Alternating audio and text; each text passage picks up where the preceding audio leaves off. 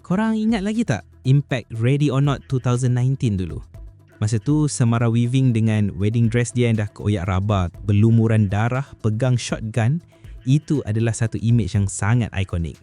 Ia bukan sekadar filem slasher biasa, tapi satu social commentary yang pedas pasal Eat the Rich yang dibalut dalam permainan hide and seek yang deathly. Jadi bila sequel dia, Ready or Not 2, Here I Come diumumkan, excitement tu memang lain macam. Kita semua mengharapkan sesuatu yang lebih besar, lebih gila dan lebih mendalam tentang mitos keluarga Ledomas. Tapi to be honest, pada aku movie ni agak mengecewakan aku sikit. It's fun, don't get me wrong, tapi bila kita tengok balik apa yang buatkan filem pertama tu masterpiece, sequel ni terasa macam satu langkah ke belakang. Sebelum tu, jom subscribe my channel, like and share this video. Any movie yang korang nak aku kupas, boleh komen kat bawah. Okay, jom sambung. Personally, aku memang peminat subgenre survival alone ni. Ada sesuatu yang sangat satisfying bila kita tengok seorang protagonis yang underrated atau nampak lemah, tiba-tiba terpaksa bangkit dan fight back dalam situasi yang mustahil. Genre ni makin lama makin berkembang matang.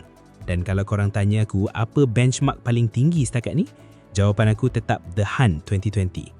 Filem tu ada level of self-awareness dan satire yang sangat tajam. Sama macam The Menu atau Don't Breathe, yang bagi kita rasa rimas tapi dalam masa yang sama kita sorak untuk hero tu.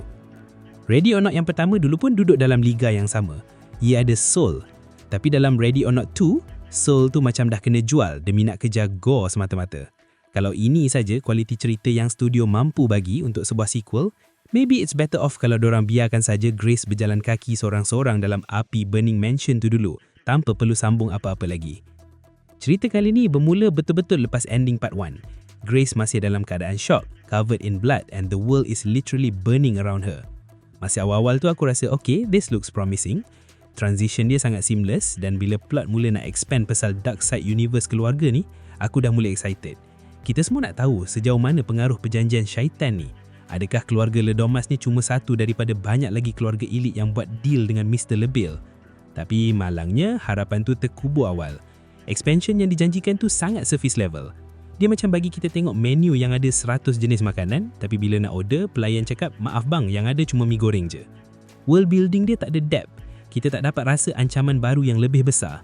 Sebaliknya, kita cuma dapat kitaran yang lebih kurang sama, tapi dengan kualiti penulisan yang lebih malas. Satu perkara yang paling ketara adalah macam mana filem ni terlalu fokus untuk jadi sebuah gore fest. Aku tak ada masalah dengan darah. Malah dalam filem macam Saw franchise atau Final Destination, gore tu adalah seni. Tapi dalam Ready or Not 2, kill scenes dia rasa macam been there done that. Tak ada kreativiti yang buatkan kita rasa, wow, aku tak sangka dia guna benda tu untuk bunuh orang. Bila plot tu dah nipis, pengarah biasanya akan cover guna creative kills. Tapi kat sini, dua-dua pun underwhelming. Inventive factor tu hilang. Kita cuma nampak orang kena tembak, kena tikam, tanpa ada rasa suspense yang buatkan jantung kita nak tercabut macam masa Grace sorok dalam dumbwaiter dulu.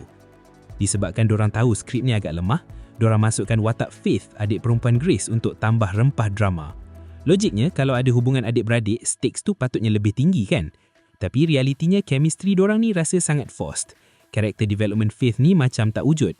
Yang paling pelik dan buatkan aku rasa potong steam adalah reaction Faith terhadap segala benda paranormal dan kegilaan yang berlaku. Imagine korang nampak orang meletup depan mata, nampak macam ada kuasa gaib muncul, tapi reaction korang macam setakat nampak kucing gaduh depan rumah. Faith nampak macam tak terkesan langsung. Macam benda ni adalah konflik harian biasa. This is abnormal shit, man. Kena ada rasa takut, rasa keliru atau at least rasa, apa benda aku tengah tengok ni? Bila watak dalam filem tak rasa takut, macam mana audiens nak rasa takut? Emotional weight tu terus hilang bila Faith buat muka tak terkejut sepanjang filem. Dan dalam keadaan literally life and death di depan mata, kau masih lagi nak bertengkar adik-beradik. It doesn't make fucking sense at all.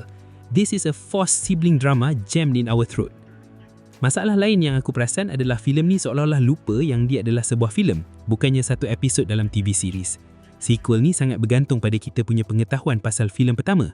Kalau korang bawa kawan yang tak pernah tengok part 1, dorang akan duduk situ dengan muka blur gila.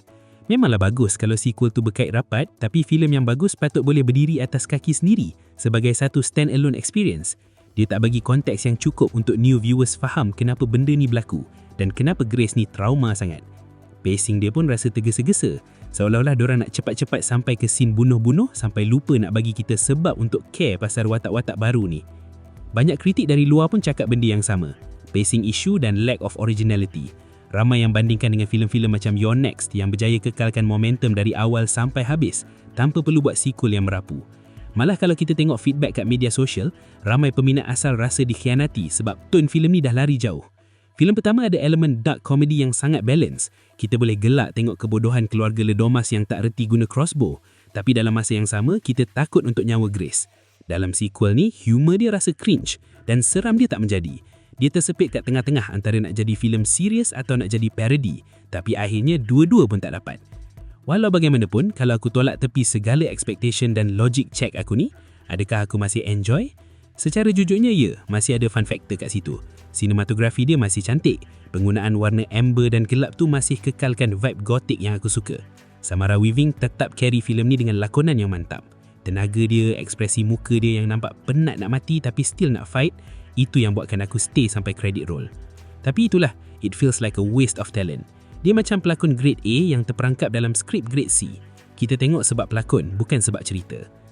Secara overall, filem Ready or Not 2 Here I Come ni adalah satu contoh typical sequel yang suffer second movie syndrome.